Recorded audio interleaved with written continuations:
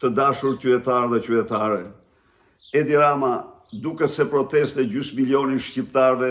dhe rrethimin gjerë në mëngjes, de facto rënien e Bastisë e ka përjetuar si një fushë betejë të mbushur me kufoma, kafka, gjymtyr, plënë zorë, njerëzish dhe kuaj, si Vatrelon e tij. Ky gjumë prishur nga protesta epike gjysmë milion shqiptarëve të mbledhur nga të katër anët të Shqipërisë dhe të katër anët të dheut, në fakt kërcënoi protestuesit me masakra dhe me përgjakje, me histori vrasjesh e të tjerë.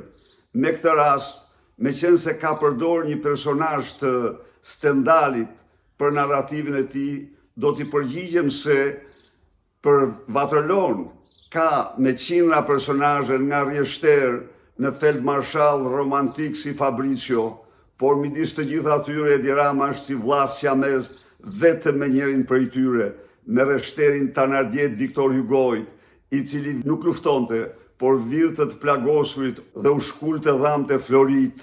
Një lloj si Tanardje Edi Rama vjedh dhe ka vjedhur këto kohë popullin më të varfër, ka vjedhur votën, vjedh fondet, vjedh kafshatën, vjedh librat e shkollës, vjedh ilaçet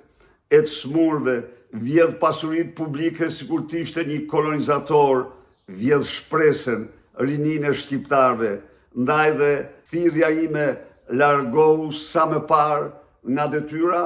dhe prit verdiktin e drejtësisë, e cila vonon por nuk harron.